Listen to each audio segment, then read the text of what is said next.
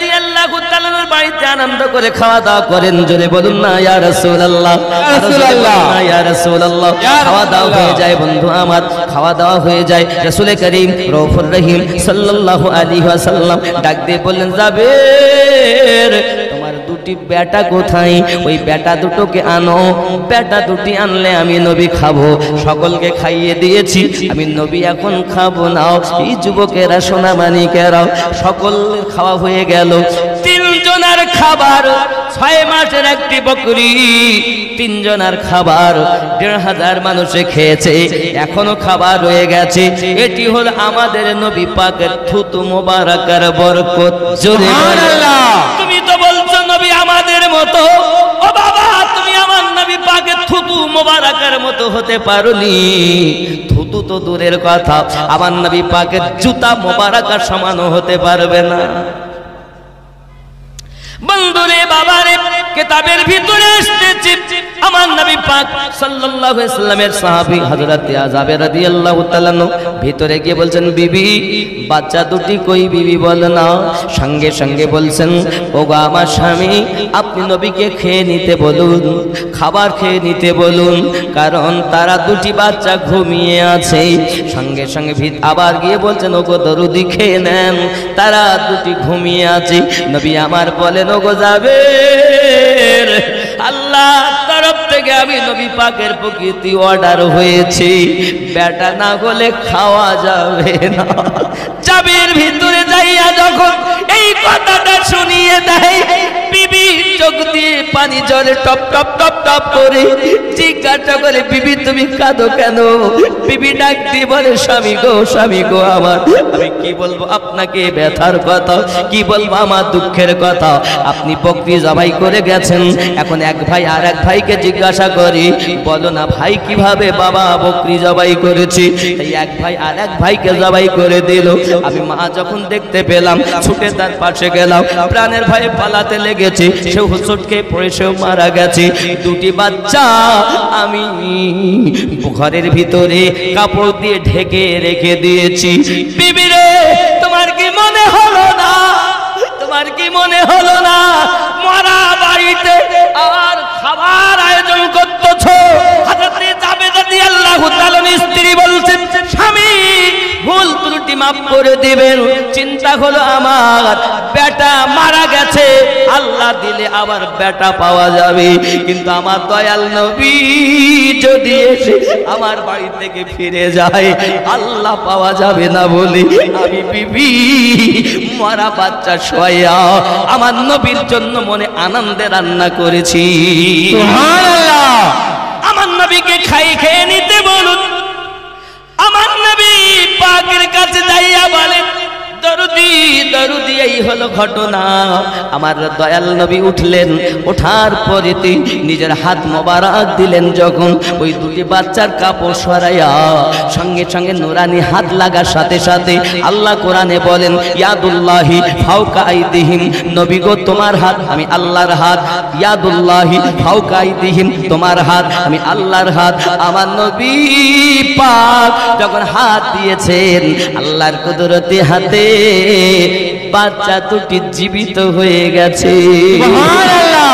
যুবকরে সোনামানিক, আমার নবী পাক সাল্লাল্লাহু আলাইহি ওয়াসাল্লাম কত কত মুজিজা ওইখানে কি জাবের রাদিয়াল্লাহু তাআলার বাড়িতে 3খানা মুজিজা দেখিয়েছেন।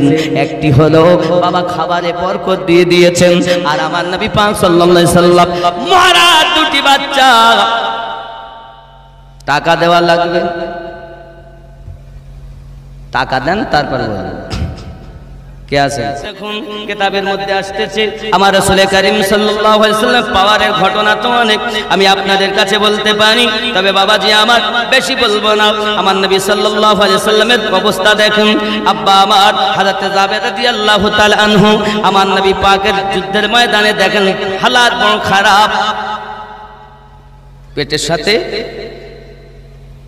যেন সিনাটা মিশে গেছে, আর ছিল এরকমই, পেটে মনে হচ্ছে কিছু খাওয়া নাই, কিন্তু দেখে বোঝা যেত না, কারণ রাসূল করিম সাল্লাল্লাহু আলাইহি ওয়াসাল্লাম কখনো কখনো কাপড় দিয়ে ভিতরে কাপড় দিয়ে ওপরে জুব্বাটা গায়ে দিয়ে রাখতেন, কখনো কখনো পাথর বেঁধে রাখতেন, যেন মনে করে পেটটা একটু মোটা আছে, মানে নবী পাকের পেটে খাবার রয়েছে। সুবহানাল্লাহ। ইশকে রাসূলে পাকে মাতোয়ারা জাবের রাদিয়াল্লাহু তাআলা বাড়ি গেলেন। বাড়িতে যাওয়ার পরে বিবিকে বলছেন, বিবি বাড়ি কোনো খাবার আসেনি? বলে কিছুই নাই। কি আছে? বলে 6 মাস বয়সে একটা বকরি আছে।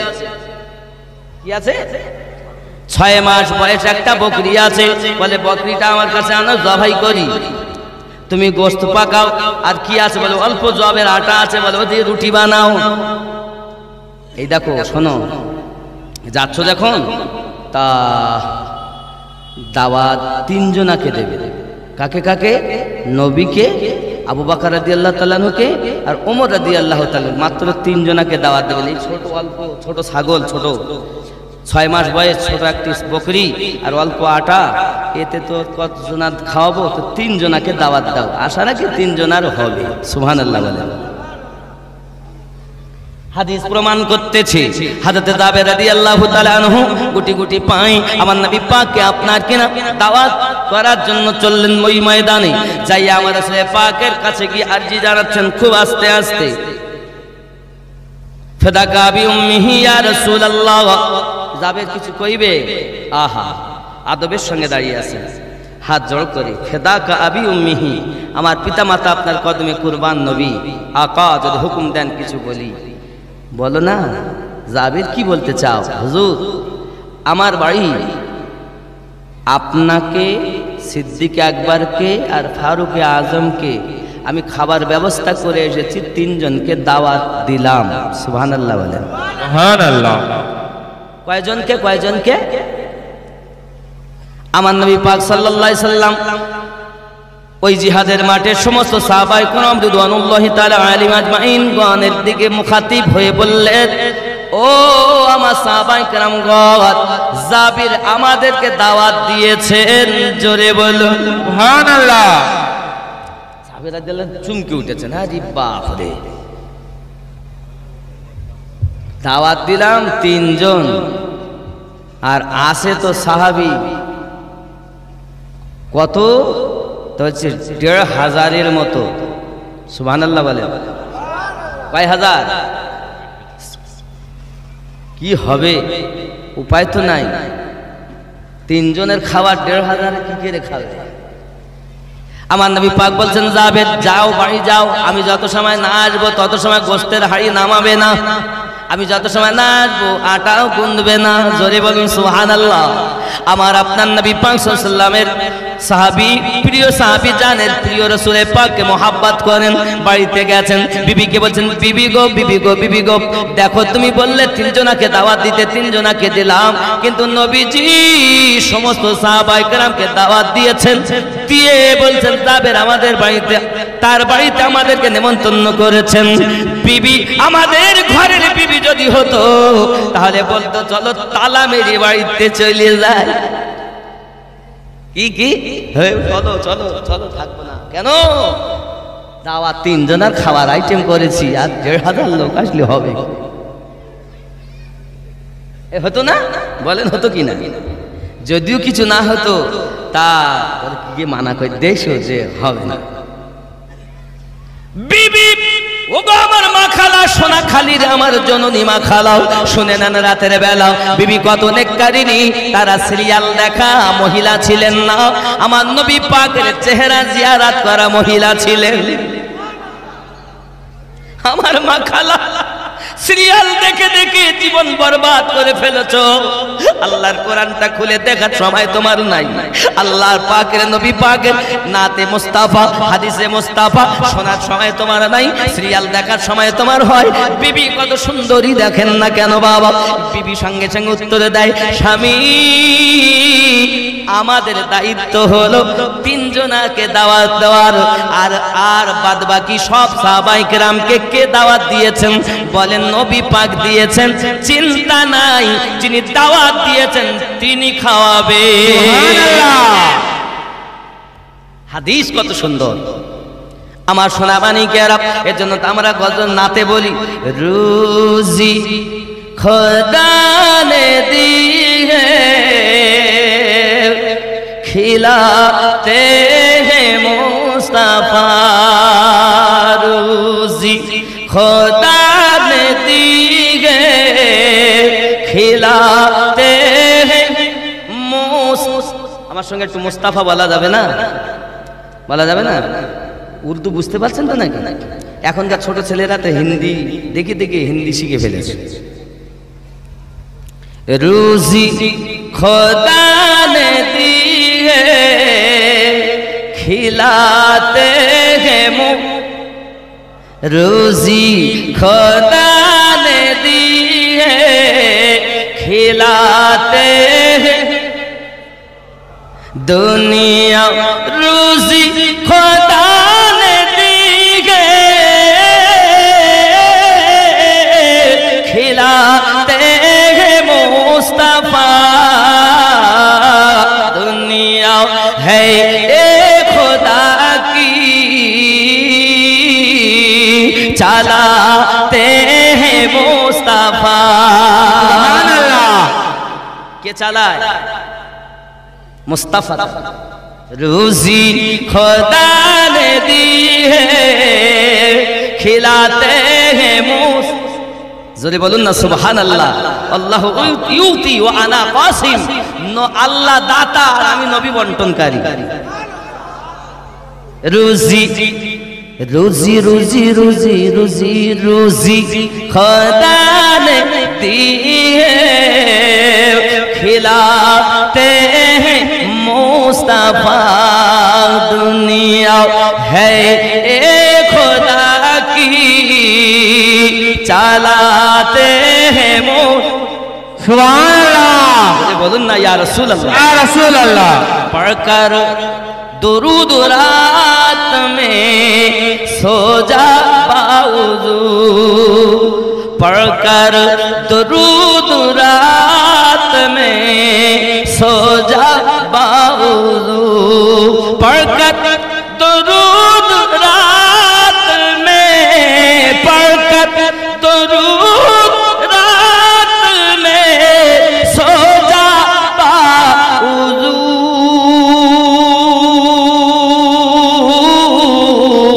मैंने सुना है ख्वाब में आते हैं मुस्तफा मैंने सुना है ख्वाब में आते हैं मुस्तफा जोरे बोलून ना या रसूल अल्लाह। কিছু যদি না শিক্ষা নিয়ে যান দুটো শিক্ষা নিয়ে যান যখন খাবেন তো চেটে চেটে পাঁচটি আঙুলকে সুন্দর করে চেটে চেটে খাবেন আর যখন শোবেন উযু করে শোবেন উযু করে শোবেন মোবাইল টিপতে টিপতে টিপতে টিপতে জমের গর্তে চলে গেল উযু করে তারপর শোবেন রাসূল করিম বলেন ওই রাতে যদি আমার কোন উম্মাতানের মৃত্যু ঘটে যায় বা উযু অবস্থায় কারণ আমি আপনি বিছানায় যখন শুয়ে যাই সকালে উঠবো গ্যারান্টি কি আছে?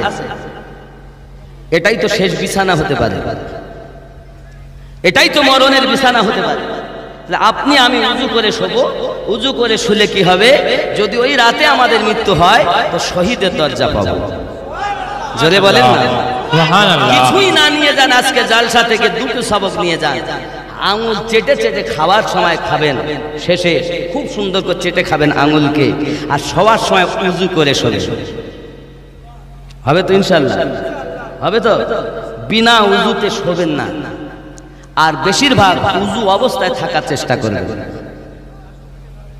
জি হ্যাঁ থালা চেটে পরিষ্কার করে আরে বাবা আম্মা আয়েশা রাদিয়াল্লাহু তাআলা না বর্ণনা করছেন আপনার কথা উত্তর দিতে অনেক দূরে যেতে হয় কিন্তু আমি খুব সংক্ষিপ্ত ভাবে দিচ্ছি খুব শর্টে কথা আম্মা আয়েশা রাদিয়াল্লাহু তাআলা না বলেন 100 মানুষের মধ্যে যদি রাসূলে পাক যে পাত্রে খাওয়া দাওয়া করেছেন ওটা যদি আমার কাছে আনা হতো আমি আয়েশা চিনে নিতাম সুবহানাল্লাহ। কারণ আমার নবী যেভাবে পরিষ্কার করতেন অমুক কারোর সাথে মিল হতো না আর পাশাপাশি তা থেকে সুগন্ধ বার হতো সুবহানাল্লাহ। আব্বা আমার অনেক কথা বলবো কত যাই হোক এখন দাওয়াত দিয়েছেন কয়জন 3 জন আসছেন কয়জন 1500 হলেন না বেজার আসছেন দো জাহানের সরদার, জোরে বলেন আল্লাহ। বিবি নবী পাক বলেছেন গোস্তের হাড়ি না নামাতে। 3 নাম্বার। 2 নাম্বার, আটাও গুড়তে মানা করেছেন। নবী পাক আসবেন তারপর হবে। ঠিক আছে, 1,500 সাহাবী রাসূল রিদওয়ানুল্লাহি তাআলা আলাইহিম আজমাইন, জাবের রাদিয়াল্লাহু তাআলা বাড়ি। আব্বাজি আমার, এখন আমার নবী পাক সাল্লাল্লাহু আলাইহি ওয়াসাল্লাম ভিতরে ঢুকে গেলেন আর গোস্তের হাড়িতে নিজের মোবারক থুতু দিয়ে দিয়েছেন। সুবহানাল্লাহ। আপনাদের আজকে তাবারক কি? হ্যাঁ, মহিষের বিরানি। বিরানি মনে করেন বিরানির হাড়িতে। এখন আমি গেছি বলতে, হুজুর আপনি যখন মহিষপুকুর থেকে এসেছেন, হাসনাবাদ থানা মহিষপুকুরে বাড়ি, তা এক কাজ করেন আপনি একটু দেখে যান। তা আমি দেখলাম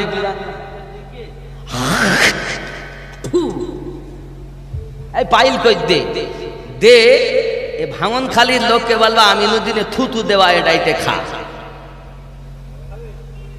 খাবে খাবে বাদ দিন দেখি আমি থুতু মিলানো খাবো না তাও ভালো, না খেয়ে মরি যাই তাও ভালো, তো ও বিরিয়ানি খাবো। এই ঠিক কিনা বলে? কিন্তু সাহাবী রাসূল রিদওয়ানুল্লাহি তাআলা আলাইহিম আজমাইনকে জাবের রাদিয়াল্লাহু তাআলা বলছেন, ও আমার ভাইজানেরা, আমার দরদি নবীজি সাল্লাল্লাহু আলাইহি ওয়াসাল্লাম থুতু মোবারকা দিয়েছেন, যার কারণে আপনারা খাচ্ছেন তো সুঘ্রাণ অনুভব করতেছেন। সুবহানাল্লাহ। সবাই আরো মজা, কি এত সুন্দর খাবার তো জীবনে খাইনি, এত সুন্দর খাবার, সুস্বাদু খাবার। বলছে অন্য কোন বরকত নয়, সব বরকত মুস্তাফার থুতু মোবারকার কামাল। সুবহানাল্লাহ। সোনামানিকেরা, বাবাজি ভাইয়েরা, আমার নবী দু জাহানের বাদশা হাবিবুল্লাহ গোস্তের আপনার আটাতেও থুতু মোবারকা দিলেন। বাবা আমার, এবার ভালো করে আপনার মাখানো হলো, চটকানো হলো, রুটি বানানো হলো। বাবা রুটি বানিয়ে এক জায়গায় রাখা হলো, ঢেকে সবকে খেতে দেওয়া হয়। বাবা 1,500 সাহাবী খেয়ে নিয়েছে, এখনো পাত্রে যেন খাবার পরিপূর্ণ আছে। কত? রাসূল করিম সাল্লাল্লাহু আলাইহি ওয়াসাল্লামের সাহাবায়ে কেরাম রিদওয়ানুল্লাহি তাআলা আলাইহিম আজমাইনদের যেমন স্ত্রী ছিল, আর আমাদের স্ত্রীরা কোথায় ভাবেন? দরজা বন্ধ করে বাড়ি থেকে পালাতেন। এত লোক তৈরি আছে, 3 জন আনার বাদ দিয়ে 1,500 মানুষ বরকত। আর শুধু তাই না, আবার 2টি সন্তানও মারা গেছে। তারপরও যে হাদিসে এসেছে সন্তানের থেকে বেশি মহব্বত করতে হবে। আহা, এরকম মা যদি আমাদের ঘরে থাকতো, তাহলে আমাদের ঘরটা যেন মনে হতো ছোট জান্নাত হয়ে গেছে। বলেন বলেন সুবহানাল্লাহ। এরকম মা যদি আমাদের ঘরে থাকতো, তা আমাদের মায়েরা তো সব বলে একটু না বেড়ালে হয় না। এখানকার মায়েরা ভালো, এরা ওসব খারাপ কিছু কিছু করে না। অন্য অন্য জায়গায় দেখা গেছে শুটিং শাটিং ফিটিং, খুদি কাঁধে মেরেছে সিপিনার হুকিং, ঘাড়ে ঝুলিয়েছে ভেনাচিকে একটি ব্যাগ। ছেলেরা তোরা ঘুরে ঘুরে আমার দিকে দেখ, লাম খালি মিম খালি নুনের পেটে এক নক্তা, ওরমা ফাঁকা নিম তলা খালি কপালেতে এক নক্তা। এরকম মা সোনা খালি ভাঙন খালিতে নাই। ভালো, এরা নক্তা দেয় না। যে কপাল দিয়ে সেজদা দেবে, সে কপালে তুমি নোক্তা দাও কেন? দিতে তোমায় নিষেধ নাই, তবে বন্ধ ঘর তোমার স্বামী ছাড়া সেখানে আর কেউ নাই। ওইখানে তোমার দেওয়া যাবে স্বামীকে ভালোবাসা পাওয়ার আশায়।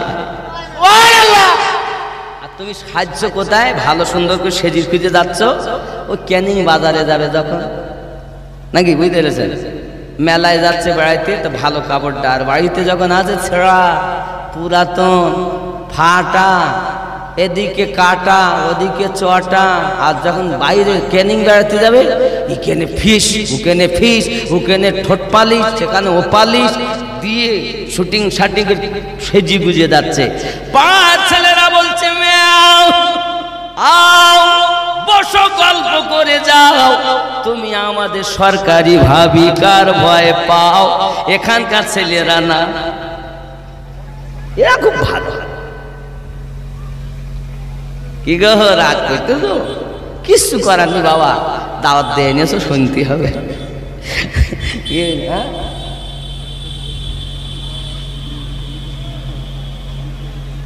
নাকে মুখে ও রসুল করিম সাল্লাল্লাহু আলাইহি ওয়াসাল্লামের নামে মুকাদ্দাসা শুনে আমরা যে চুমা খাই, এটা কত দূর গ্রহণযোগ্য জানা দরকার আছে। জি, জানা দরকার আছে। সর্বপ্রথম জানি এই চুমা কে খেয়েছে।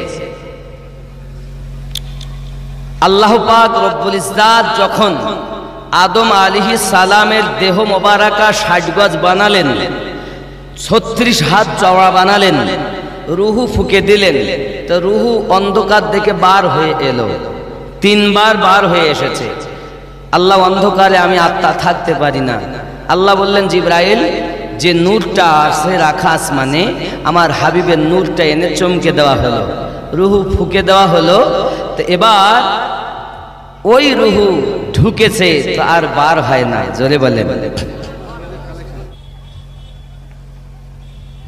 শানে মোহাম্মদ শাহে মদিনা এলেন এ ত্রিভুবনে, নবী কমলিওয়ালা শানে মোহাম্মদ শাহে মদিনা এলেন এ ত্রিভুবনে, নবী কমলিওয়ালা।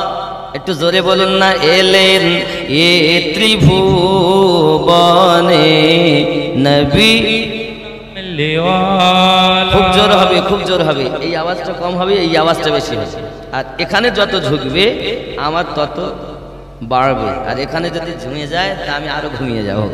আপনি ঝিমালে আমি ঘুমিয়ে পড়ব। এলেন এ ত্রিভুবনে, নবী কমলি শানে মোহাম্মদ শাহে মদিনা এলেন এ ত্রিভুবনে, নবী কলেমা নিয়ে গেলেন নবীজি ইহুদিদের কাছে, পাথর মেরে তাড়িয়ে দিল দয়া নবীকে। কলেমা নিয়ে গেলেন নবীজি ইহুদিদের কাছে, পাথর মেরে তাড়িয়ে দিল দয়ার নবী। পাঠাইলেন নূর নবীকে আল্লাহ তাআলা, তিনি তো মুহাম্মদ নবী কমলি। আরো জোরে, তিনি তো মুহাম্মদ নবী শানে মোহাম্মদ শাহে মদিনা এলেন এ ত্রিভুবনে, নবী ইমানের সওদা নিয়ে মক্কা নগরে গেলেন, মানবের হৃদয় মাঝে নূরের বাতি জ্বালাইলে। ইমানেরই সওদা নিয়ে মক্কা নগরে গেলেন, মানবের হৃদয় মাঝে নূরের বাতি জ্বালাইলেন। আহা, মদিনায় আসিয়া নবীজি করিলেন উজালা, তিনি তো মুহাম্মদ নবী, আরো জোরে তিনি তো মুহাম্মদ নবী। হাশরের ময়দানে কিয়ামতের দিনে বিচার করিবেন আল্লাহ নিজ নাম গুনে। সেই দিনেতে নবীজি হবেন, সেই দিনেতে নবীজি হবেন উম্মতেরি ভেলা। সুবহানাল্লাহ। তিনি তো মুহাম্মদ নবী কমলি ওয়ালা, শানে মুহাম্মদ শাহে মদিনা এলেন এ ত্রিভুবনে নবী কমলি। জোরে বলুন না ইয়া রাসূলুল্লাহ, আরো জোরে বলুন না ইয়া রাসূলুল্লাহ।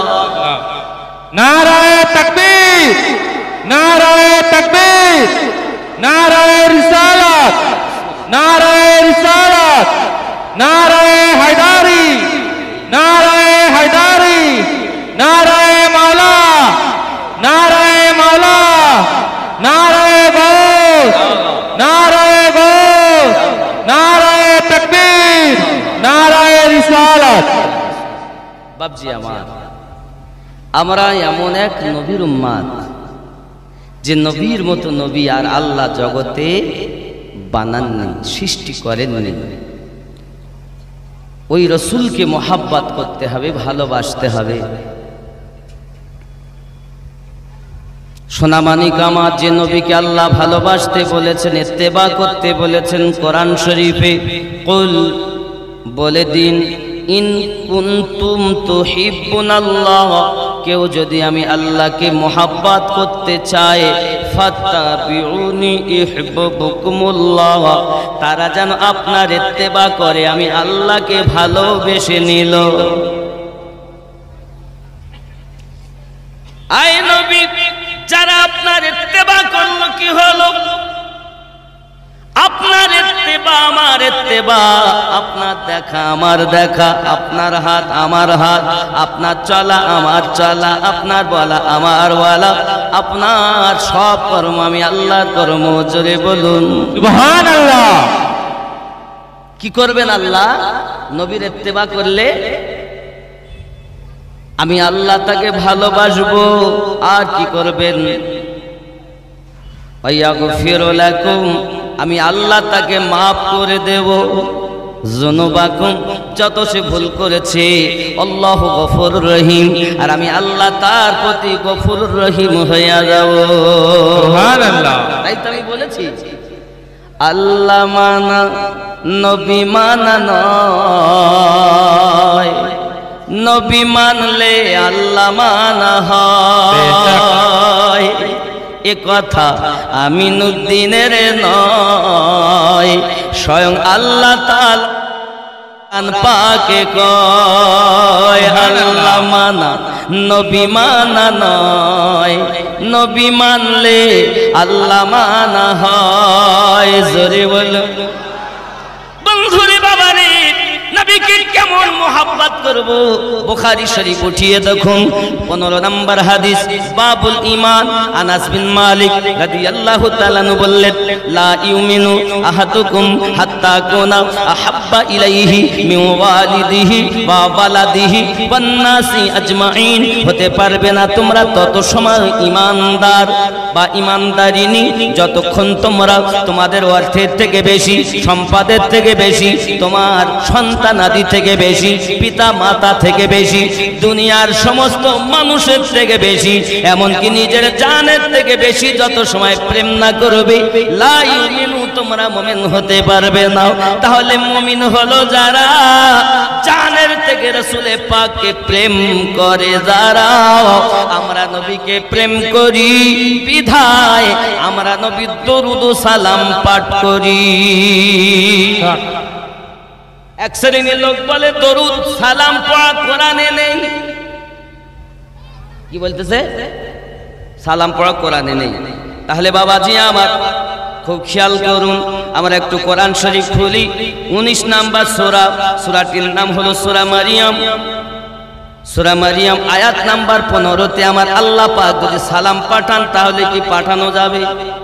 কথা বলে আমরা বলি, ইয়া নবী সালামুন আলাইকা, ইয়া রাসূল সালাম আলাই, বলি না? শিরক, বেদাত। আমাকে বলো কেন, আল্লাহকে বলো। বেদাতের ফতোয়া দাও, আমিনুদ্দিনকে দিও না, আল্লাহকে দাও। যদি বলেন হুজুর কোথায় আছে, তো কোরআন শরীফে স্পষ্ট আছে। আপনি বলবেন না যে কোরআন হাদিসে নাই, বরঞ্চ বলেন আমার জানা নাই। কোরআনুল মাজিদ 19 নম্বর সূরা, সূরাটির নাম সূরা মারিয়াম, আয়াত নাম্বার 15। আমার আল্লাহ পাক বলেন, বিসমিল্লাহির রহমানির রহিম, সালামুন আলাইহি ইয়াউমা উলিদা ওয়া ইয়াউমা ইয়ামুতু ওয়া ইয়াউমা ইউবআসু হাইয়া। সালামুন আলাইহি ইয়াউমা উলিদা, সালাম বর্ষিত হোক যেদিন তিনি জন্ম নিয়েছেন, ওয়া ইয়াউমা ইয়ামুত, এবং ওই দিনও শান্তি বর্ষণ হোক। সালামুন, ওই দিনও শান্তি বর্ষণ হোক যেদিন তিনি ইন্তেকাল করেছেন। এই ইয়াউমা ইয়ামুত থেকে আমরা আল্লাহর ওলির ওরস খুঁজে পাই। সুবহানাল্লাহ। এরা বলে ওরস কোরআনে নাই, কানা পড়ে দেখ।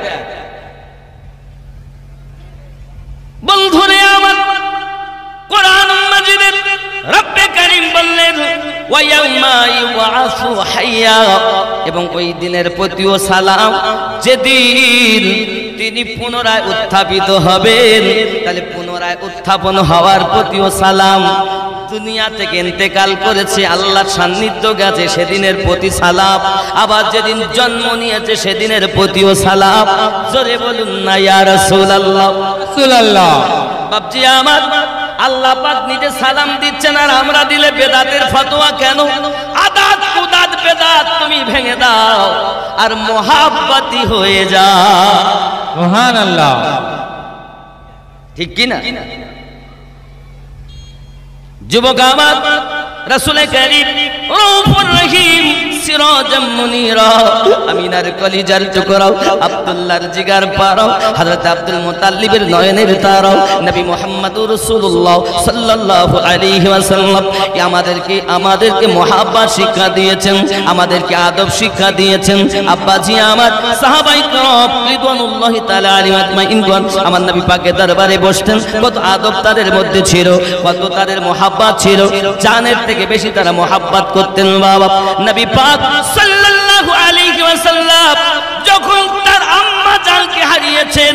এ সোনামানিকেরা আমার, আম্মা জান হারানোর পরে অনেক ঘটনা আমার নবী পাক সাল্লাল্লাহু আলাইহি ওয়াসাল্লাম আব্বা জান তো হারিয়েছেন পেটে থাকাকালীন, আম্মা জানকে হারিয়েছেন 6 মাস বয়সে। এবার দায়িত্ব নিলেন ওনার দাদাজি খাজা আব্দুল মুতাল্লিব রাদিয়াল্লাহু তাআলা আনহু। দায়িত্ব নেওয়ার পর 3 রাত আসে, কয়েকদিন এমনি করে বছর কেটে গেল। 2 বছর হয়ে যায়, প্রায় 2 বছর সমাপ্তির দিকে। বাবা আমার খাজা আব্দুল মুতাল্লিব রাদিয়াল্লাহু তাআলা চলতে পারেন না, বাবা আমার চলাফেরা কমে গেছে। ওনার 10টি বেটার মধ্যে আব্দুল্লাহ রাদিয়াল্লাহু তাআলা দুনিয়ার বুকে নাই। 9টা বেটা বেঁচে আছেন। 9টা বেটাকে ডাক দিয়েছেন, ওগো আমার বেটারা, তোমরা আমি আব্দুল মুতাল্লিবের ডাকে এসো, আমরা বসে একটা আলোচনা করি। আব্বু যখন ডাক দিয়েছেন, সন্তানেরা সব হাজির দিয়েছেন। খাজা আব্দুল মুতাল্লিব প্রস্তাব দিলেন, বাবারা আমি আব্দুল মুতাল্লিব চাই, আমার নাতি, আমার নয়নের তারা মুহাম্মদ সাল্লাল্লাহু আলাইহি ওয়াসাল্লাম আব্বাহারা আম্মাহারা এতিম একটি বাচ্চা। এই বাচ্চাটার বয়স কেবল 8 বছর হতে যাচ্ছে। এখনই আমি হয়তো আর বাঁচবো না, তাহলে আমার পরে এই বাচ্চাটার দায়িত্ব কে নেবে তোমরা একবার বলো, একবার বলো। আমি নবী পাকের জিন্দেগি জীবন এখনো বলিনি, জন্ম নেওয়া, ওটা আমি বলে দেব পরে ইনশাআল্লাহ, সংক্ষিপ্ত। আর আমি এক গজলের মধ্যেই নবীর মিলাদ পাঠ করে নিয়েছি, সুবহানাল্লাহ। বন্ধুরে, 9টি ছেলে দায়িত্ব নেয়, বলতে চাই আব্বুজি আমরা 9টি ভাই প্রত্যেকেই দায়িত্ব নিতে রাজি। বাপের মনে তো বড় আনন্দ, কিন্তু উনি সঙ্গে সঙ্গে বললেন, বাবারাও জেনে রাখো, শুধু দায়িত্ব নিলে হবে না, দায়িত্বটা এমন হতে হবে যেন তার আপনার সন্তানের থেকে বেশি, তার অর্থের থেকে বেশি, এমনকি নিজের সন্তানের থেকে বেশি মহব্বত করতে হবে। এমনকি এই মুহাম্মদ সাল্লাল্লাহু আলাইহি ওয়াসাল্লাম ইনি শেষ জামানার নবী হবেন। আমি খাজা আব্দুল মুত্তালিব জেনেছি, আমি বুঝেছি, আমি সব জানি। তবে জেনে রাখো বাবা, নিজের জীবনের থেকে বেশি যে মহব্বত করতে পারবে, আমি খাজা আব্দুল মুত্তালিব তার কাছে আমার এই মুহাম্মদকে অর্পণ করব, তার আগে আমি অর্পণ করব না। দায়িত্ব দিতে চাই না, সবাই তো দায়িত্ব নিতে চাই, কিন্তু অর্থের থেকে বেশি, নিজের সন্তানের থেকে বেশি যে প্রেম করতে হবে এতিম বালকটাকে, এমন কোন বাচ্চা এগিয়ে আসে না। হঠাৎ হযরত আবু তালিব উঠে বলতেছেন, আব্বুজি আব্বুজি, আমি নিজের জানের থেকে, এমনকি নিজের সন্তানের থেকে, আমি দুনিয়ার সমস্ত মানুষের থেকে বেশি এই বাচ্চা মুস্তাফাকে মহব্বত করব, ভালোবাসবো, দায়িত্বটা আমাকে দিয়ে দিন। সুবহানাল্লাহ। খাজা আবু তালিব দায়িত্বটা যখন নিলেন, মনে মনে চিন্তা করছেন বাড়ি গেলে কি বলবে তার ঠিক নাই, কারণ পিছনে ভয় আছে কার, বিবির। হ্যাঁ, এর নাম হইল খুদে পীর। তুমি যত বড় পীর হও, তোমার বিবি বলে তোমার পীর মানে। একটা ছোট কথা বলি, একজন আল্লাহর ওলি ছিলেন, তিনি প্রতিদিন বাড়ি থেকে বার হয়ে যেতেন জঙ্গলে। জঙ্গলে গিয়ে উনি তপস্যা করতেন, রাতে আসতেন। কিন্তু তার বিবি যে কোথায় যায়, স্বামী আমার প্রতিদিন আর রাত হয়ে আসে, কিছুই বলে না। কিন্তু দেখে মাঝে মাঝে ওই ছাদের ওপর দিয়ে একজন মানুষ উড়ে যায়। এ দেখে আর বড় আনন্দ করে, সত্যি কত বড় আল্লাহওয়ালা হবে যে বাতাসে উড়ে যাচ্ছে। এই মানুষটার কাছে যদি আমি জীবন সঁপে দিতে পারতাম, মানে আমি যদি মুরিদা হতে পারতাম, তাহলে হয়তো নবীর ঠিকানা পেয়ে যেতাম। সুবহানাল্লাহ। প্রতিদিন দেখে আর ওই মনে মনে আফসোস করে। একদিন স্ত্রী বলছে, আচ্ছা তুমি প্রতিদিন যে যাও, কোথায় যাও? আমি এমন এক আল্লাহর ওলির সন্ধান জানি যে শুধু ওই বাতাস দিয়ে উড়ে যায় আমাদের বাড়ির ওপর দিয়ে, তাই নাকি? তুমি দেখো। দেখি মানে প্রতিদিন দেখি যে হ্যাঁ গো, তুমি তুমি জানো না ওটা তো আমি প্রতিদিন উড়ে উড়ে যাই, তোমার কাছে বেরিয়ে যাই, জঙ্গলে গিয়ে উড়ে অন্য জায়গায় যাই। জোরে সুবহানাল্লাহ। বিবি তখন বলছে এই জন্য তো একটু বেঁকে বেঁকে চলছিল। কি বললো? এই জন্য তো একটু বেঁকে বেঁকে যেত। তা পীর মানে না গায়ে, পীর মানে না মায়ে, পীর মানে না বিবিতে। ঠিক না ভুল বলছি? এটা হয়ে গেছে নিয়ম, কিন্তু হাকিকাতে বিবি মানবে যার, সে প্যারা হবে মুস্তাফা। জোরে বলে। দুনিয়ার সবাই আমাকে ভালো বলে, আর আমার বিবি আমাকে বলে তুই চিনিস ও কি জিনিস, বুঝে নিতে হবে আমি নবীর প্যারা হতে পারিনি। কারণ আমার সম্পর্কে সব থেকে বেশি জানে আমার বিবি। ঠিক কিনা বলে? বন্ধুরে আমার নবী তো যখন সাল্লাল্লাহু আলাইহি ওয়াসাল্লামের দায়িত্ব যখন খাজা আবু তালিব নিয়েছেন, বাড়ির দিকে যাচ্ছেন, মনে মনে চিন্তা করছেন আমার বিবি মানবে কিনা জানি না। বিবির নাম ফাতেমা বিনতে আসাদ। বিবির নাম কি? ফাতেমা বিনতে আসাদ। আব্বাজি আমার এমন সমাতে বাড়ির ভিতরে গেছেন, গিয়ে বলছেন বিবি গো একটি ঘটনা ঘটে গেছে। কি ঘটনা?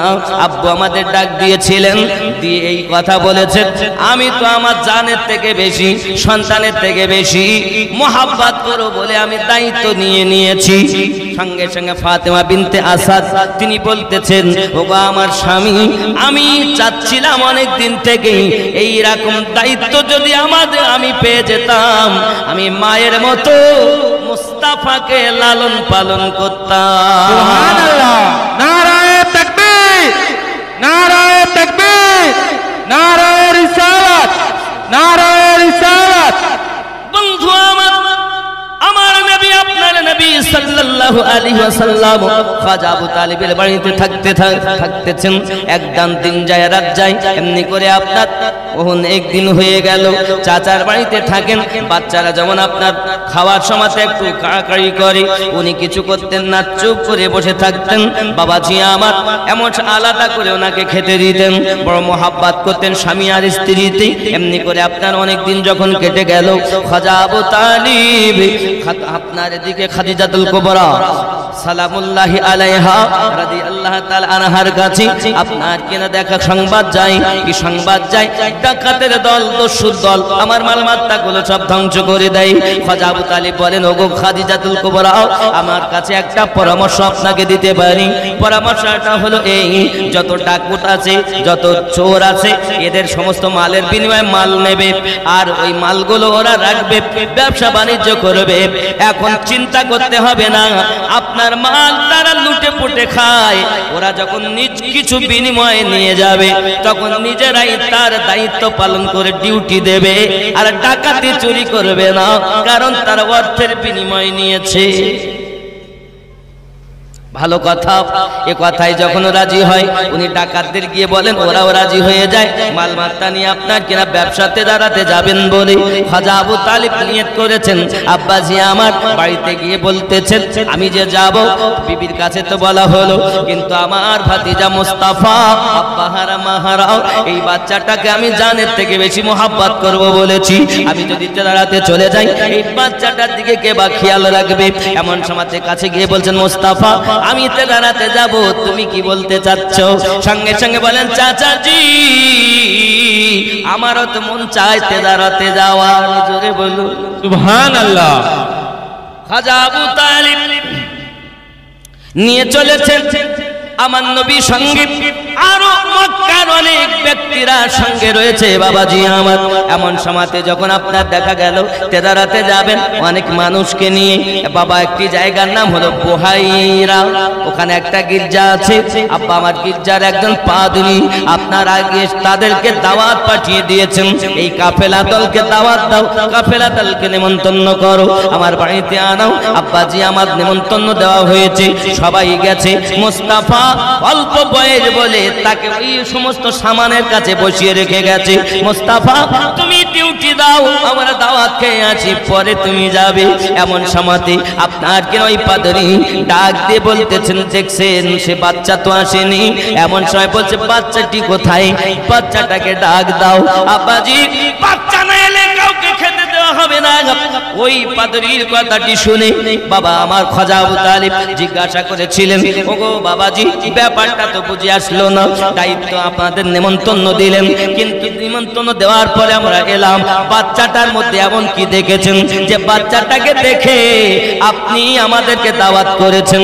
ডাক দিয়ে বলছেন ওই পাদরী, আয় আবু তালিব তুমি কি জানো না ওই বাচ্চাটাকে নিয়ে যখন পাহাড়ের দেশ থেকে তোমরা আসতেছো আমি দেখতেছি পাহাড় এবং গাছপালাগুলো কদমে ঝুঁকে সেজদা করতেছে, সুবহানাল্লাহ, দেখি আর আকাশের এক টুকরো মেঘ তার মাথার উপরে ছায়া প্রদান করতেছে। এখনো নবুয়াত এলান হয়নি, এখনো নবুয়াত এলান হয়নি।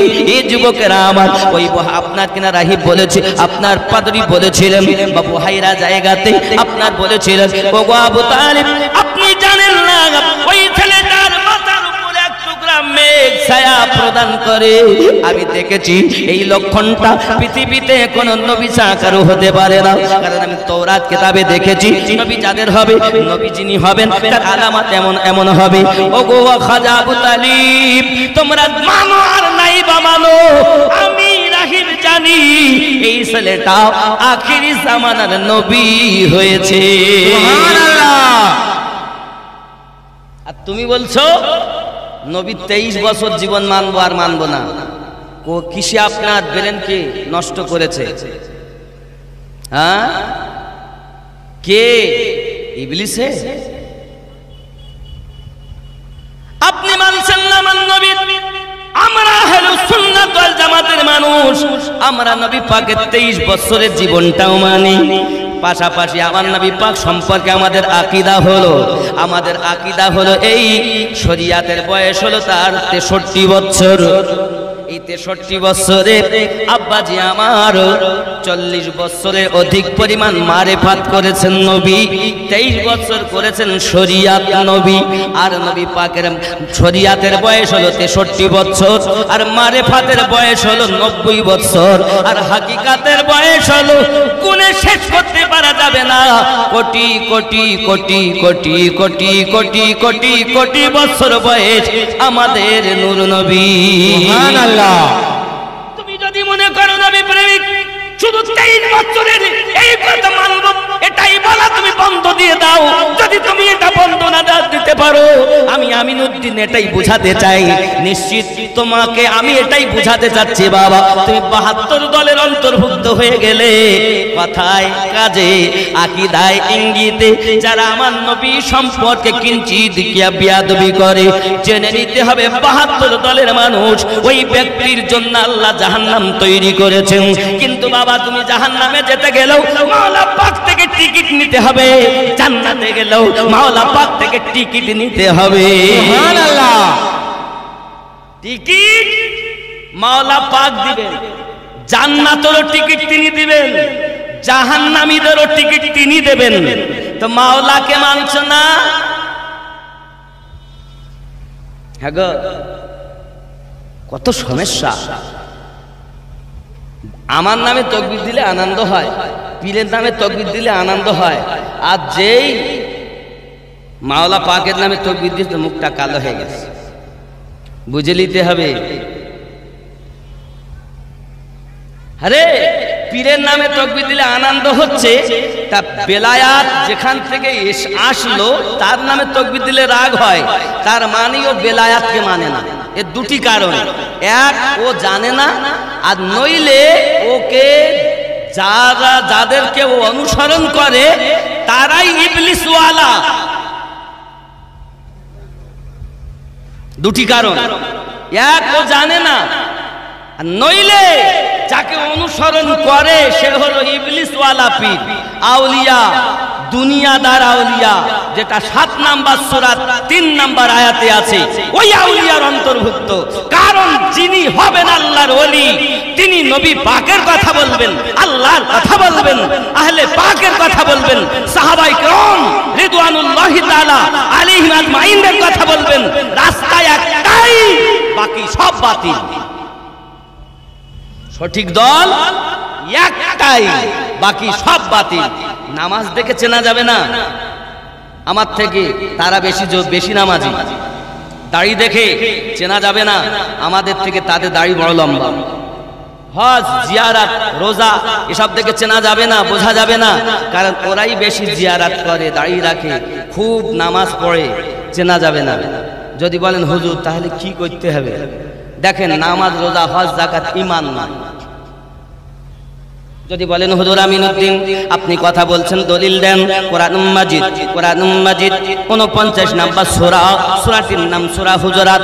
আল্লাহ পাক বলেন বিসমিল্লাহির রহমানির রহিম, ক্বালাতিল আ'রাবু আমান্না, আরবের কিছু মানুষ এসে বলল আমরা ঈমান নিয়ে এসেছি। আল্লাহ পাক বলেন কুল্লাম তুমিনু ওয়ালাকিন, না না না না না না, তোমরা ঈমান আনোনি, তোমরা তো প্রকাশ্য হুকুম পালন করতেছো। প্রকাশ্য হুকুম মানে নামাজ পড়তেছো, খুব নামাজ পড়ে, নামাজি। এবার একটু বলি, নামাজ তুমি ইবাদত জানো, চুরি তোমার পেশা, সেই নামাজ তোমার কবুল হবে কেমনে করলে আশা? নামাজ হইল না রে তোর, নামাজের নিলি না খবর। নামাজের ভিতরে তোমায় মশায় কামড় দিলে, মশা তুমি আগে মারো, রুকু সেজদা ফেলে, নামাজ হলো না রে তোর, নামাজের নিলি না খবর। মসজিদেতে আজান দিলে সবার আগে যাও, মসজিদ থেকে বার হয়ে সুদের টাকা খাও, নামাজ হইল না রে তোর, নামাজের নিলি না খবর। এরম জিনিস এখানে আছে নাই? নামাজও পড়ে সুদও খায়, না না এখানে নাই, বড় ভালো জায়গা। আমার কথা আমি বলি না সবাই ভালো লাগবে না, আমি সবার জন্য না। আব্বাজি আমার খুব নামাজ পড়তেছেন, কিন্তু নামাজের আপনি হাকিকাত জানেন না। নামাজ তো তেমন হওয়া দরকার, স্রষ্টার সঙ্গে সৃষ্টির মিলনের নাম হলো নামাজ। আপনি নামাজ পড়তেছেন, সুদও খাচ্ছেন। আল্লাহ পাক কি মিথ্যা কথা কোরআনে বলেছেন নাকি?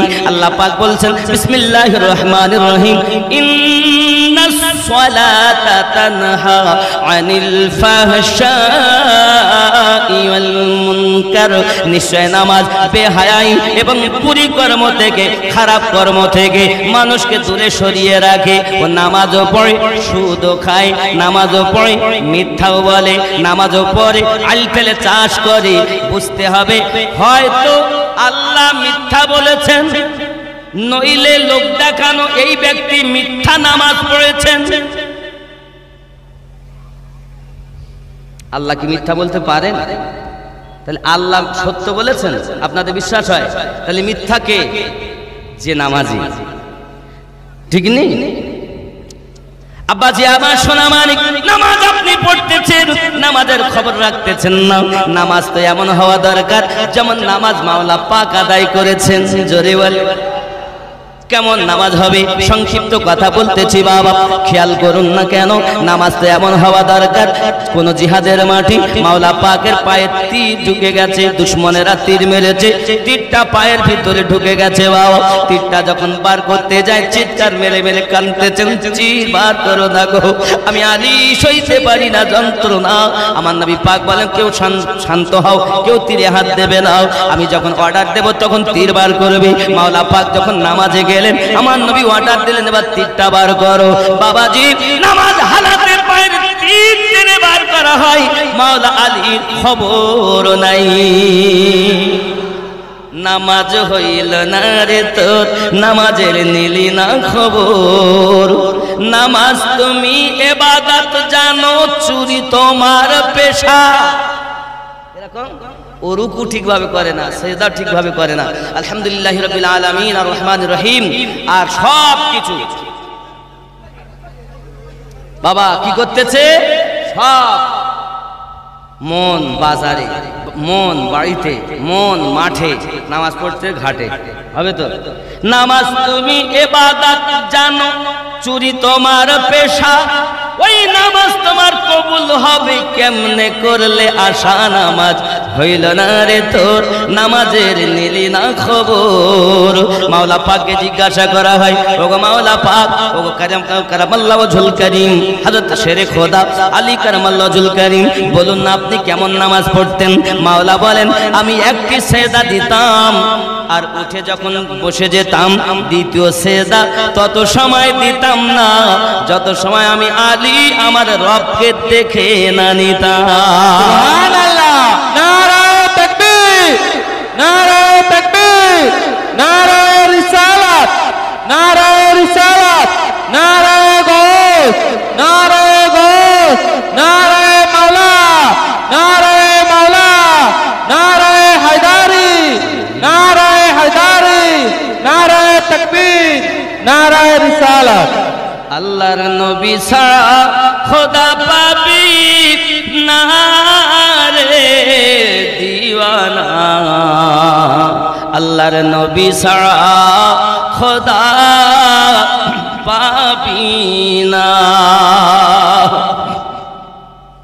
আল্লাহর ওলি ছাড়া নবী পাবি না রে দিওয়ানা, আল্লাহর ওলি ছাড়া নবী পাবি না, আল্লাহর নবী ছাড়া খোদা পাবি না রে দিওয়ানা, আল্লাহর নবী ছাড়া খোদা পাবি না।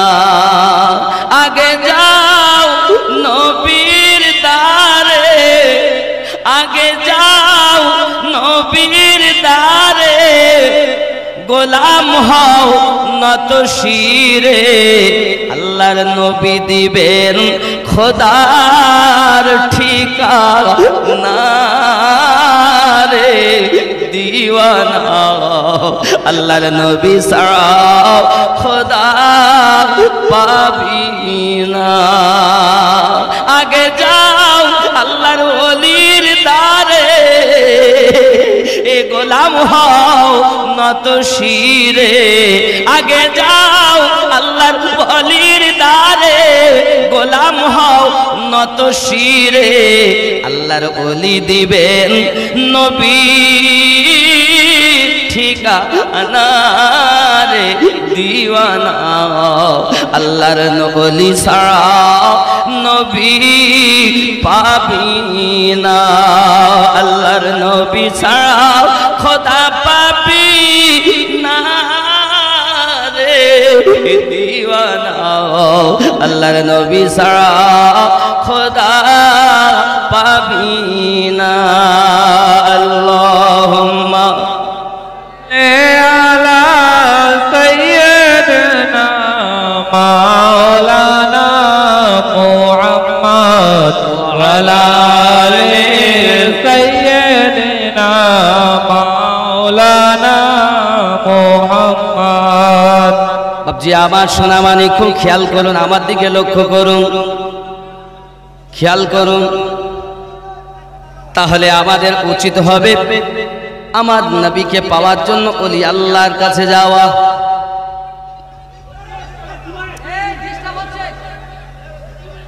আল্লাহর ওলির দরবারে যাওয়া। এখন আল্লাহর ওলির কাছে যে যাব, আল্লাহ তুমি বলে দাও যাওয়া যাবে কিনা। আল্লাহ পাক আল্লাহ তাআলা কোরআন মাজিদ সূরা আল কাহফ আয়াত নাম্বার 17 তে বলেন, বিসমিল্লাহির রহমানির রহিম, মান ইয়াহদিল্লাহু ফাহুয়াল মুহতাদি, আমি আল্লাহ যারা হেদায়েত দান করি তারা হেদায়েত প্রাপ্ত হয়, ওয়া মান ইউদ্লিল ফালান তাজিদা লাহু ওয়ালিয়াম মুরশিদা। আমি আল্লাহ যাদের হেদায়েত দান করি তারা হেদায়েত প্রাপ্ত হয়, আর আমি আল্লাহ যাদের পথ ভ্রষ্ট করি তারা পথ প্রদর্শক হিসাবে একজন মুর্শিদ পাবে না। তাহলে দুনিয়ার জমিনে কামেল মুর্শিদ পেয়েছে যারা, আল্লাহর কোরআন মোতাবিক তা হেদায়েত প্রাপ্ত হলো তারা। অনেকে বলে পীরের দরকার নাই, আমার দলে এসে নাম লিখাও, নামাজ পড়ো, রোজা রাখো, আর আমার মাদ্রাসায় দান করো, আমার জালসায় এসো। বুঝে নিতে হবে এরা আল্লাহর বনির বিরুদ্ধে লোক। আল্লাহ নিজে বলেন আমি যাদের হেদায়েত দেব মনে করি বাবা আমার তারা হেদায়েত প্রাপ্ত হয়, আর আমি আল্লাহ যাদের পথভ্রষ্ট করব বলে মনে করি তারা একজন পথপ্রদর্শক হিসাবে আউলিয়া খুঁজে পাবে না, মুর্শিদ খুঁজে পাবে না। তাহলে আউলিয়া আল্লাহর পেয়েছেন যারা, হেদায়েত প্রাপ্ত হলো তারা। কোরআন মাজিদ সূরা আল কাহাফ আয়াত নাম্বার 17। তুমি তো খুঁজে পাচ্ছ না, তা আমি কি করব? যদি খুঁজে না পাও আমি যে সব স্টেশনগুলো বলছি আপনি দেখবেন, যদি না মেলে আমাকে ধরবেন, আর যদি মেলে কদমে আপনার আরজি করি আসুন না আমার এক প্ল্যাটফর্মে দাঁড়িয়ে দয়াল নবীর গুণগান করি। যে নবীর কাছে জুলুস, যে নবীর মিলাদুন নবী শুধু আমিনুদ্দিন করে না, শুধু এই কি জায়গা ভাঙন খালির মানুষেরাই করে না, স্বয়ং আমার আল্লাহ পাক আল্লাহ তাআলা ফেরেশতাদের জিবরাইল আমিনকে 1 লক্ষ ফেরেশতা দিয়ে বললেন, 1 লক্ষ ফেরেশতা দিয়ে বললেন জশ্নে জুলুস করো। মিকাইল আলাইহিস সালামকে বললেন 1 লক্ষ ফেরেশতা দিয়ে জশ্নে জুলুস করো। আব্বাজি আমার এমনি করে ইসরাফিল আলাইহিস সালামকে 1 লক্ষ ফেরেশতা দিয়ে বললেন তুমিও জশ্নে জুলুস করো। আজরাইল ফেরেশতা দাঁড়িয়ে আছে, আজরাইল ফেরেশতা দাঁড়িয়ে আমার আল্লাহ পাক আল্লাহ তাআলা বলেন আজরাইল তুমি কেন দাঁড়িয়ে? আয় আল্লাহ এই দুনিয়াতে জশ্নের জুলুসে যখন যাবে ওই মুহূর্তে যদি কেউ মারা যায় তাহলে কি হবে? তাহলে তো রূহুর কালে রূহ বার করার জন্য আমাকে যেতে হবে। আমার আল্লাহ বলেন আয় আমার আজরাইল ফেরেশতা আমার নবীর জুলুস হবে, আমি আল্লাহ ঘোষণা দিলাম আর এখন কারো মৃত্যু হবে না যত সময় আমার হাবিবের জুলুস না শেষ হবে।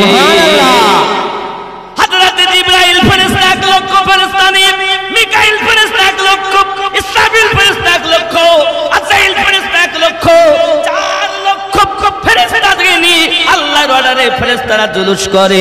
যদি বেদাতের ফতোয়া দাও তো আল্লাহর উপরে আগে দাও। তোমার জানা নাই মানে নয় যে নাই,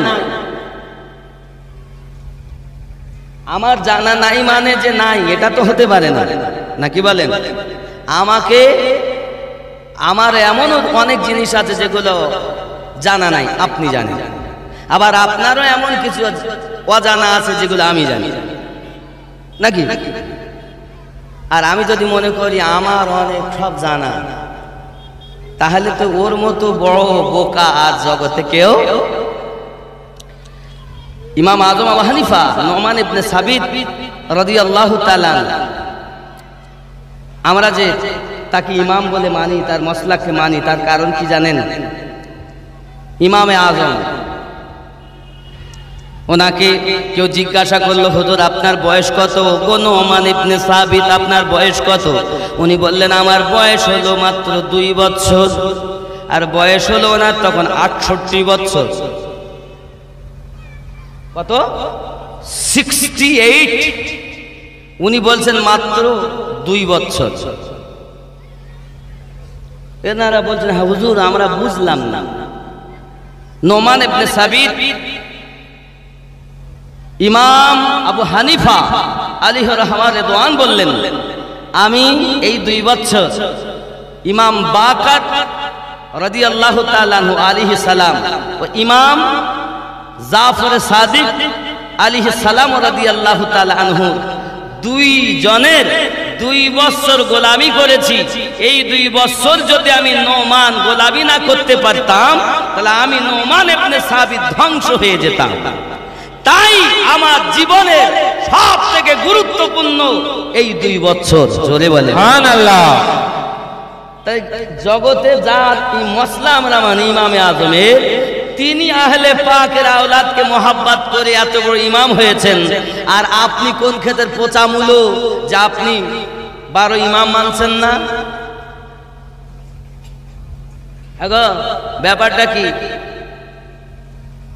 আজকে মসজিদের ইমাম কি ইমাম মানো, হাদিসের ইমাম কি ইমাম মানো, নাকি ফিকহের কিতাব লিখেছেন, তারিখের কিতাব লিখেছেন, তাদেরকে তারিখে ইমাম বলো, হাদিসের ইমাম বলো, পীরদেরকে ইমাম মানো, মুযহাবের ইমাম মানো, আর যে দরবার থেকে ইমামতি ভিক্ষা মেলে তাদেরকে ইমাম মানো না।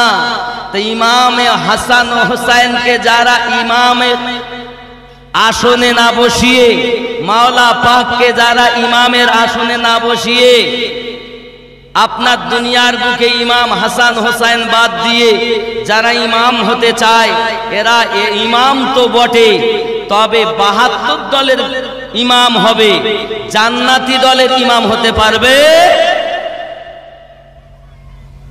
জান্নাতি দলের ইমাম হতে গেলে আপনাকে লাগবে ইমামদের অনুসরণ করা। রাসূলে পাক সাল্লাল্লাহু আলাইহি সাল্লাম তো দুনিয়া থেকে পর্দা করে গেছেন, বেলায়াতের মাল দিয়ে গেছেন।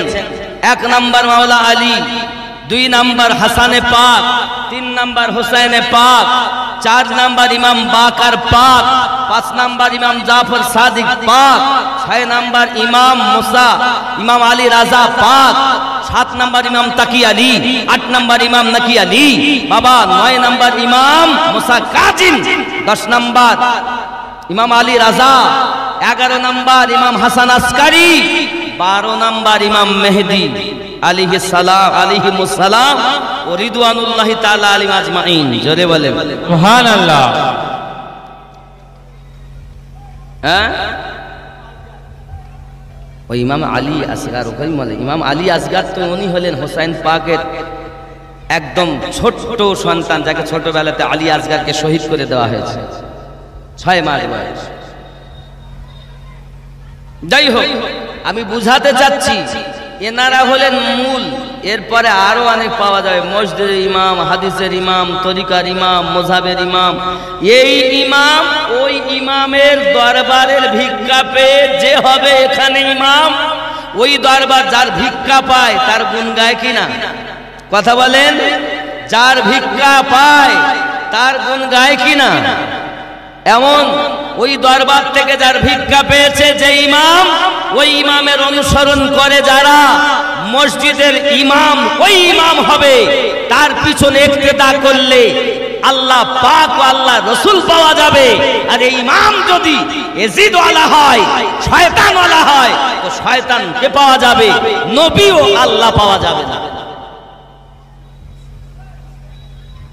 যাকে তা যাত্রার পিছনে অনেকে দেখবেন আজান হয় আর নামাজ পড়তে যায়, দেখছে না ইমামকে। ওয়াহাবি, শাফি, মালিকি, হাম্বলি, কি কোন মুযহাবে নামাজ হলি হলি। যে নামাজ তুমি আদায় না করলে, হালকা জানলে, তুমি যদি হালকা মনে করো কাফের, আর শাস্তি হলো 80 হব্বা দোজখ, যাত্রার পিছনে ইক্তেদা করবে, ইমাম দেখবে না? ইমাম দেখবে না? রাস্তায় আছে আজান হয়েছে তো দেখা যাচ্ছে ও হলো ওই ইমাম যে নবীকে বলে নবী আমাদের মতো মানুষ। জোরে বলেন নাউজুবিল্লাহ। তার পিছনে ইক্তেদা করা যায়। যারা আহলে পাক ও সাহাবায়ে কেরাম রিদওয়ানুল্লাহি তাআলা আজমাইনের দলের, তারা কখনো বাড়ি গিয়ে নামাজ পড়বে 20 মিনিট লেট করে, তা ওই যার পিছনে পড়ে নামাজ হবে না তার পিছনে ইক্তেদা করবে না, কারণ ও নামাজ হতে গেলে ইমাম আগে সঠিক হওয়া দরকার। নামাজ এমন একটি ইবাদত, স্রষ্টার সঙ্গে সৃষ্টির সম্পর্ক হয়। তা যাকে আপনি ইক্তেদা করে দাঁড়িয়েছেন, ও সম্পর্ক হলো শয়তানের সঙ্গে, তাহলে ও আপনাকে আল্লাহ দেখাবে? তা তো চলবেই। নবী পাক বললেন 72 দল যাবে জাহান্নামে। তো দল 72 বেশি না এক বেশি? 72 দল বেশি না? আপনি ইসলামের ইতিহাস প্রথম থেকে ঘেটে যদি দেখেন তো দেখবেন প্রথম যুদ্ধ হয়েছে ইসলামের, তার নাম হলো বদরের যুদ্ধ। ওদিকে 1000, এদিকে 313, নাকি? হক বাতিল পার্থক্য করে ইমাম পাক দেখিয়ে গিয়েছেন সে যুদ্ধে 22,000 ওদিকে, 72 জন এদিকে। ইসলামের ইতিহাসই বলছে যারা হক থাকবে তারা কম থাকবে। আর আপনি লম্বা জামাত দেখে ঢুকে গেছেন। শোনেন, বলছে হাফেজ, কারি, মাওলানা, মুফতি, এমএলএ, এমপি, নেতা সব ওদের। তোমাদের কি আছে? তাহলে আমাদের কিছু নেই, নবীর মোহাব্বত আছে। তোমার কি আছে? আমাদের কিচ্ছু নেই। এমএলএ, এমপি কিছুই নেই। আমাদের এমএলএ নেতারও নেতা, সরকারও সরকার, দুজাহানের বাদশাহ, সরওয়ারে কায়নাত, নবী পাকের মোহাব্বতে ভরা। আব্বাজি, তাহলে ওদের মধ্যে কি নাই? আছে কিনা আপনি বিচার করেন। কথায়, কাজে, আকীদায়, ইঙ্গিতে যদি কেউ বিয়াদবি করে সে সঠিক নয়। তা আপনি বিচার করেন আপনার ব্রেন দিয়ে যে কোথায় মোহাব্বত আর কোথায় শুধু ঢং রাচানো ইবাদত। যে কোরআন মাজিদের সূরা হুজরাতের আপনার কিনা 14 নম্বর আয়াত বলছিলাম, 49 নম্বর সূরা, কুল্লাম তুমিনু ওয়ালাকিন, তোমরা শুধু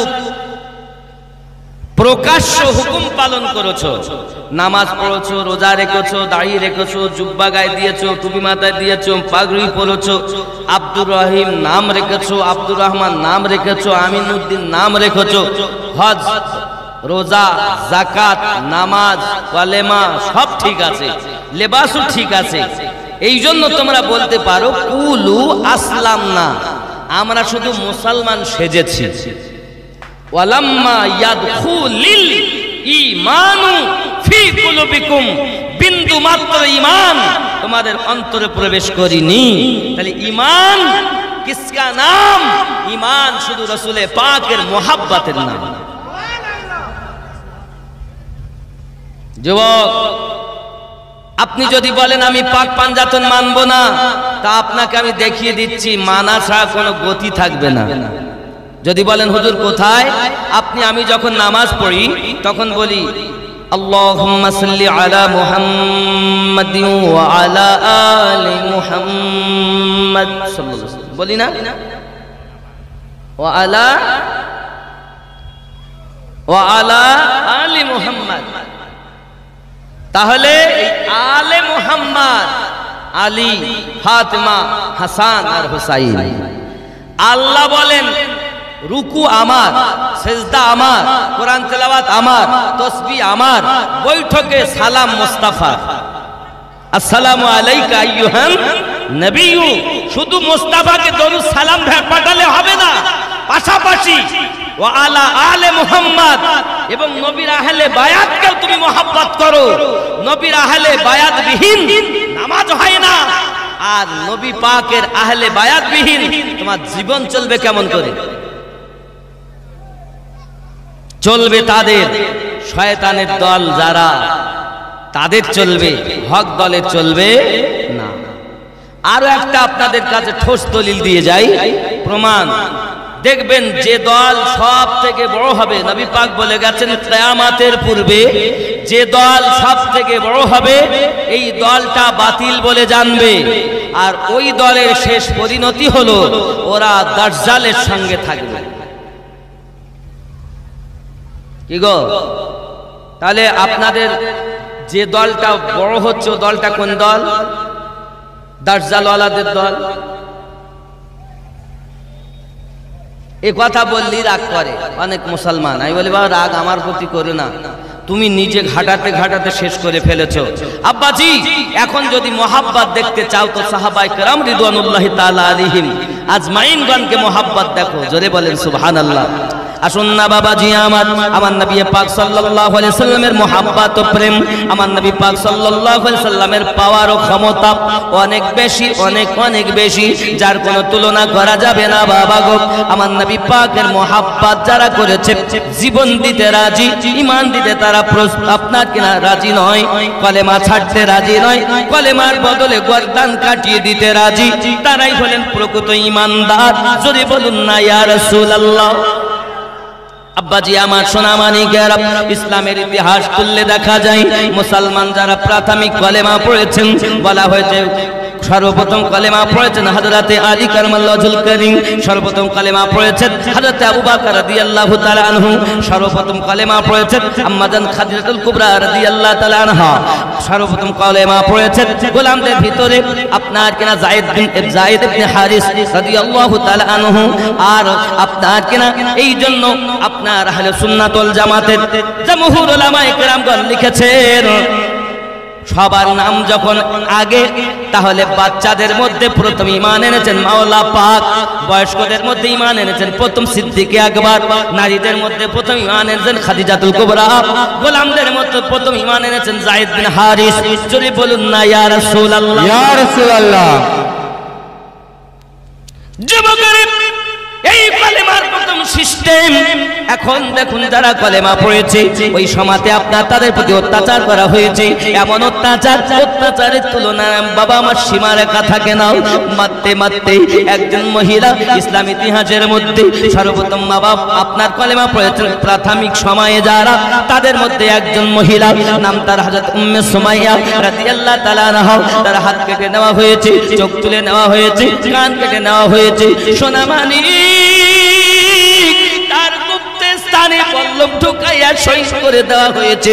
তবু উম্মে সুমাইয়া আমার আম্মা ঈমান ছাড়েননি, আমার নবীর মুহাব্বত ছাড়েননি। এই যুবকেরা সোনামানিকেরাও আমার নবীর পাক সাল্লাল্লাহু আলাইহি সাল্লামকে প্রথমের দিকে যারা ঈমান এনেছেন তাদের প্রতি কত অত্যাচার। হযরত বেলাল রাদিয়াল্লাহু তাআলা নবী আপনার কিনা টেনে টেনে নিয়ে গেছে, বালু যখন গরম হয়ে যেত গরম বালুর উপরে আপনার কিনা শুইয়ে দিত। একজন মানুষ তার বুকের উপরে চেপে যেত আর চটকাতে দবাতে থাকতো।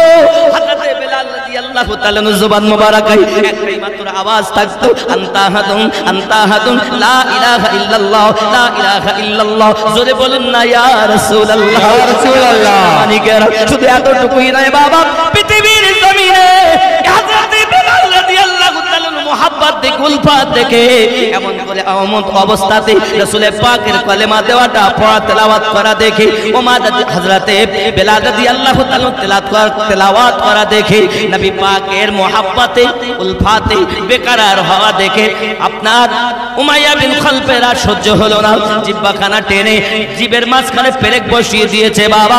তবু কালেমা ছাড়িনি। এরকম প্রাথমিক যুগের মুসলমান হয়েছে যুবকরে। তারা শুধু এতটুকুই নয়, আরো আপনি কিতাব খুলে খুলে দেখুন কোন সাহাবী রাসূলকে আপনার কিনা কয়লা পুড়িয়ে পুড়িয়ে আঙ্গা তৈরি করা হয়েছে।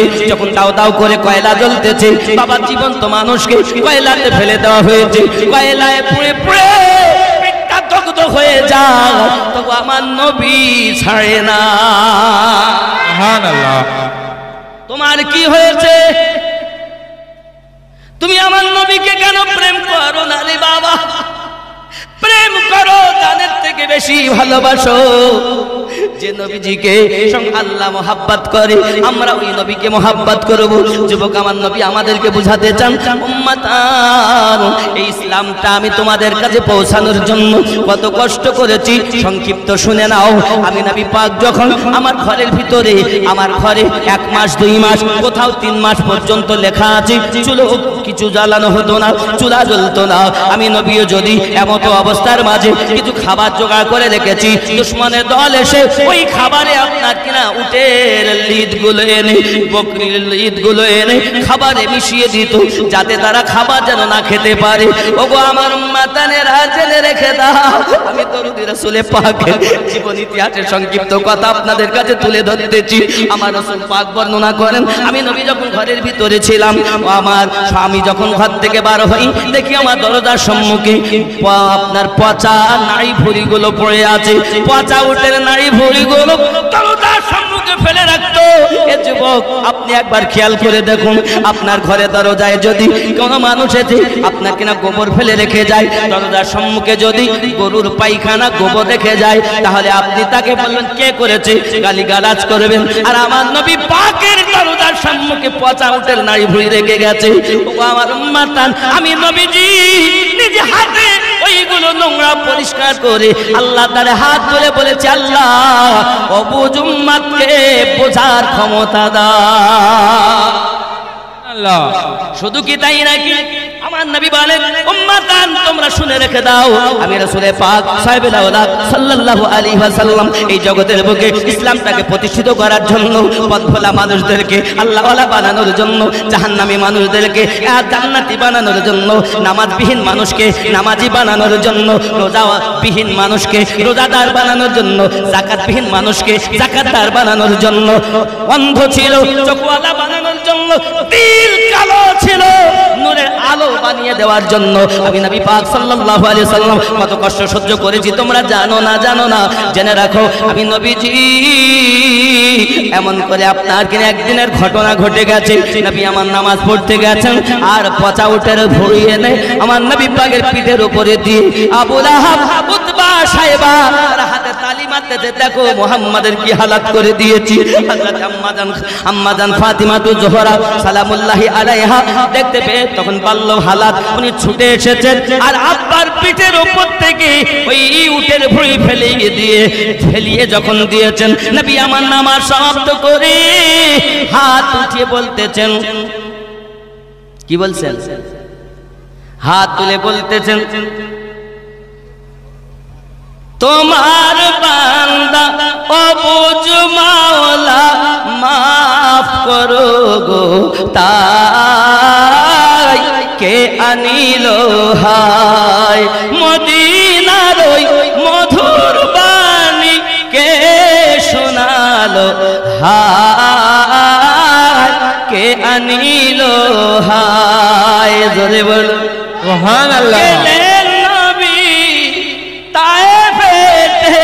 ইসলাম ধর্ম প্রচারিতে কত শত ইট মারিল প্যারা নবীজি গায় কে আনিল হায় মদিনার ওই মধুর বাণী কে শোনালো হায় কে আনিল হায় আল্লাহুম্মা সাল্লি আলা সাইয়্যিদিনা মাওলানা মুহাম্মদ ওয়া আলা আলি সাইয়্যিদিনা মাওলানা মুহাম্মদ মদিনার ওই মধুর বাণী কে আনিল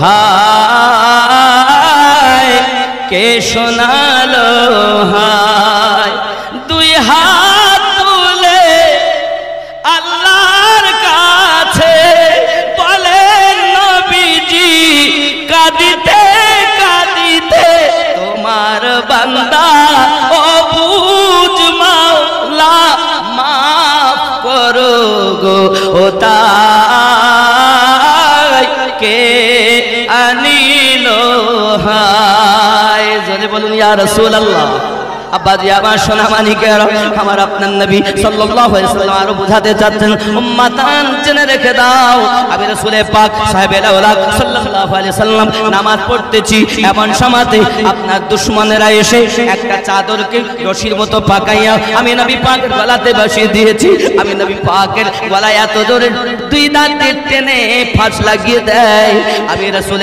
পাক যেন দুনিয়ার নিঃশ্বাস বন্ধ হয়ে যাবে কিন্তু আমার আল্লাহ পাক আল্লাহ তাআলা বলেন হে জগৎবাসী তোমাদের কি জানা নাই তিনটি জিনিসের দায়িত্ব নিয়েছি আমি আল্লাহ এক নাম্বার আমার কালামুল্লাহ এক নাম্বার আমার কোরআন মাজিদ কালামুল্লাহ দুই নাম্বার আমার ঘর কাবা বাইতুল্লাহ তিন নাম্বার আমার হাবিবুল্লাহ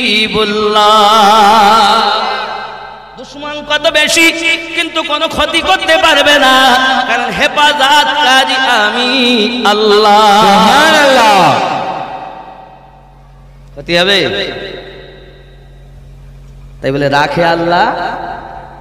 রাখে আল্লাহ গলায় ফাঁস লাগিয়ে দিয়েছেন জিভ বেরিয়ে যেতে জিহ্বা মুবারাকা আমার নবী পাকের বার হয়ে আসছে তারপরও রাসূল করিম সাল্লাল্লাহু আলাইহি ওয়াসাল্লাম হাত তুলে উম্মতের জন্য আল্লাহর কাছে দোয়া চাচ্ছে আর তোমরা সেই নবীর শানে কটূক্তি করো তুমি যদি বলো নবী আমাদের মতো তা আমি বলবো তুমি কোন দিক থেকে নবীর মতো বলো যে এক দিক থেকে তুমি নবীর মতো রসুলে পাকের শান শৌকত অনেক, খালি থুতু মোবারক। কি মোবারক? থুতু মোবারক। আমি যদি থুতু ফেলি, ওইখানে যদি আপনাকে বলে থুতু ফেলো, তা ও ইচ্ছা রুচি হয় না। আমিনুদ্দিন ফেলেছে, ঠিক কিনা বলে? আমার থুতুর উপরে আর একজন থুতু ফেলতে চায় না, আর আমার রাহমাতুল্লিল আলামিনের থুতু মোবারক। জোরে বলে। যুবক আমার, সোনা মানিক, রাগ করছেন নি? ছেড়ে দেবো? আমি বলবো